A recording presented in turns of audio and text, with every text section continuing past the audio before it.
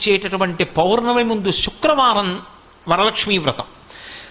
ఆ రోజు తిథితో సంబంధం లేదు, వారంతో సంబంధం. ఏ తిథి ఉంది, ద్వాదశి ఉందా, త్రయోదశి ఉందా, చతుర్దశి ఉందా, లేకపోతే ఏకాదశి ఉందా, పంచముందా, సప్తముందాతో సంబంధం లేదు.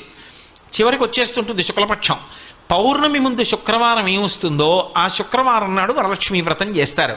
వరలక్ష్మీ వ్రతం చెయ్యడానికి అసలు ఈ వ్రతం ఉన్నది అని మొట్టమొదట లక్ష్మీదేవి ఎవరికి చెప్పింది? చారుమతికి చెప్పింది. తెల్లవారు లేస్తే మనం కథ చదువుతాం. చారుమతి ఆ మాటకు అర్థం ఏమిటి? నిజానికి అద్భుతమైనటువంటి పేరు, ఆడపిల్లలకి పెట్టడానికి పరమయోగ్యమైనటువంటి పేరు చారుమతి. ఎంత చక్కటి పేరు! చారు అంటే సత్, మంచి అని, చాలా చక్కటి ఆలోచన కలిగినది, విశాల బుద్ధి కలిగినది. మతి బుద్ధి, మంచి బుద్ధి కలిగిన పిల్ల, దానికి అర్థం చారుమతి.